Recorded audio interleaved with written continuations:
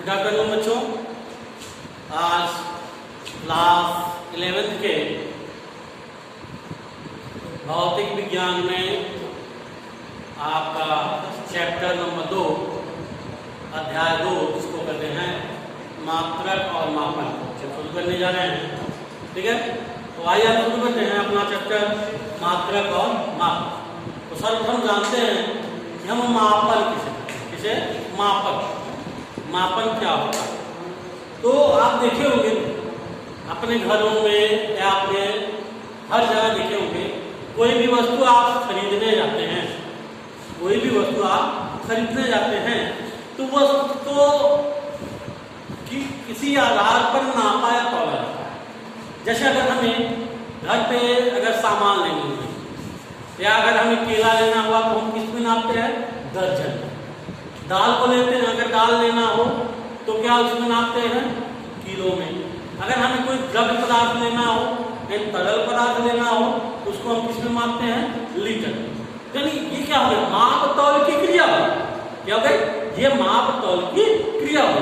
यानी कोई भी वस्तु है जिस रूप में मापा तौला जाता है, जिस आधार पर मापा तौला जाता है, तो वह माप तौल की प्रक्रिया ही क्या कहलाती है? हमारी मापन कहलाती है। तो आइए परिभाषा से उसको समझते हैं कि मापन किसे कहते हैं। तो परिभाषा के अनुसार क्या है? किसी भौतिक राशि के परिमाण का अंकों में व्यक्त करने को मापन। किसी भौतिक राशि के परिमाण को अंकों में व्यक्त करने, यानी अंक में, जैसे 5 मीटर, 10 किलोग्राम, 10 दर्जन, 2 दर्जन, 3 दर्जन, ये क्या अंक में इनका परिमाण क्या है? अंकों में परिवर्तित किया जाता है, अंकों में व्यक्त किया जाता है। तो इसे क्या कहते हैं? उस क्रिया को क्या कहते हैं? मापन करते हैं। अथवा अपने जनरली भाषा में क्या करते हैं कि वस्तु की माप तो जिस विधि के द्वारा की जाती है उसे क्या कहते हैं? मापन करते हैं। तो मापन किया जाता है, किस रूप में किया जाता है? मापन करने का आधार क्या है? जिस आधार पर, जिस इकाई में हम मापते या तौलते हैं उसे क्या कहते हैं? मात्रक कहते हैं। जिस इकाई में वस्तु की माप तौल होती है उसे क्या कहते हैं? मात्रक कहते हैं। तो हम पहले भी मात्रक नहीं पढ़ते हैं, आइए हम समझते हैं पहले भौतिक राशि क्या होती है? भौतिक राशि। तो मापन के आधार पर भौतिक राशि क्या होती है? तो भौतिक राशि क्या होती है? वे राशियां जिन्हें प्रत्यक्ष या परोक्ष रूप में मापा जा सकता है, यानी प्रत्यक्ष अथवा परोक्ष रूप में मापा जाता है, और जिसके पदों में भौतिकी के नियमों का व्यक्त किया जाता है। यानी भौतिक के नियमों का, जैसे हमने बताया अभी कोई चीज लेना हो, किलोग्राम में ले रहे हैं, लीटर में ले रहे हैं या दर्जन के साथ ले रहे हैं, तो क्या हो गया? भौतिकी के नियम को, क्या हो गया? भौतिक के नियम के आधार हो गए। यानी वे राशियां जो प्रत्यक्ष या परोक्ष रूप से मापी जाती हैं और जिसके पदों में भौतिकी के नियमों को व्यक्त किया जा सकता है, उन्हें क्या कहते हैं? भौतिक राशियां कहते हैं। तो भौतिक राशियां कितने प्रकार की होती हैं? 2 प्रकार की होती हैं। कितने प्रकार की होती हैं? 2 प्रकार की होती हैं। पहली राशि क्या होती है? मूल राशि, और दूसरी क्या होती है? व्युत्पन्न राशि। पहली राशि क्या होती है? मूल राशि होती है, और दूसरी क्या होती है? व्युत्पन्न राशि होती है। तो मूल राशियां क्या हैं? वे भौतिक राशियां जिन्हें किसी दूसरे के रूप में, ये पूर्णतः क्या होती है? स्वतंत्र होती हैं। इन्हें किसी दूसरे के रूप में व्यक्त किया नहीं जा सकता, यानी इनका कोई दूसरा रूप हो ही नहीं सकता है। मूल राशियां क्या है? वे भौतिक राशियां जिनका कोई मूल रूप, मतलब दूसरा रूप नहीं हो सकता है, और ये पूर्णतः क्या होती हैं? स्वतंत्र होती हैं। वे क्या कहलाती हैं? मूल राशियां कहलाती हैं। मूल राशियां वास्तव में कितनी होती हैं? पहले की गणना के अनुसार 7 मूल राशियां थी, अब की गणना के अनुसार 6 मूल राशियां मानी गई हैं। कितनी मूल राशियां मानी गई हैं?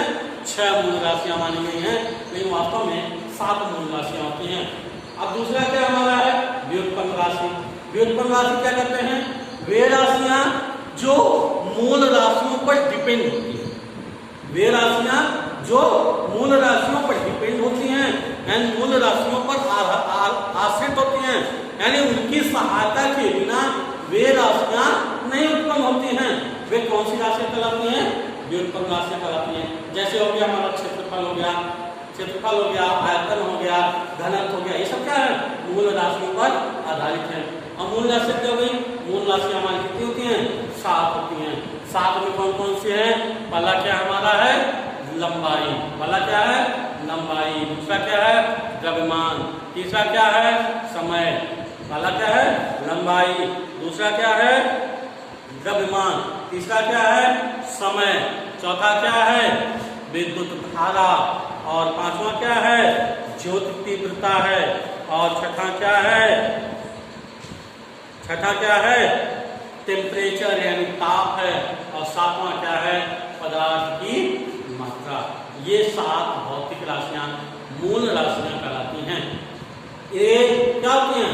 पूर्णतः स्वतंत्र होती हैं। ये कभी दूसरे पर आश्रित नहीं होती हैं। ये किसी के माध्यम से नहीं उत्पन्न होती हैं। ये खुद की होती हैं, यानी स्वतंत्र होती हैं। और व्युत्पन्न राशियां क्या बताया हमने? ये क्या होती है? मूल राशियां। लंबाई के आधार पर हमने कहा लंबाई, तो लंबाई के आधार पर क्या हो गया हमारा? क्षेत्रफल हो गया। क्षेत्रफल क्या था? लंबाई गुणे चौड़ाई गुणे ऊंचाई।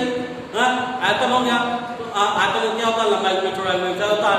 क्षेत्रफल क्या होता है? लंबाई गुणे चौड़ाई होती है। तो ये क्या हो गया? ये मूल राशियों पर ही निर्भर होती हैं, तभी ये व्युत्पन्न राशियां। यानी व्युत्पन्न मतलब दूसरे के द्वारा उत्पन्न राशियां। व्युत्पन्न मतलब दूसरे के द्वारा उत्पन्न राशियां क्या राशियां कहलाती हैं? व्युत्पन्न राशियां कहलाती हैं। तो आज के लिए बस इतना ही। बाकी कल हम इसके आगे की गणनाओं को समझेंगे कि मूल राशियां कितनी होती हैं। व्युत्पन्न राशियां बताने के लिए तो मैंने बता दिया। कल इन सबका वर्णन मैं अपने टॉपिक में करूंगा। ठीक है, आज के लिए बस इतना ही। धन्यवाद।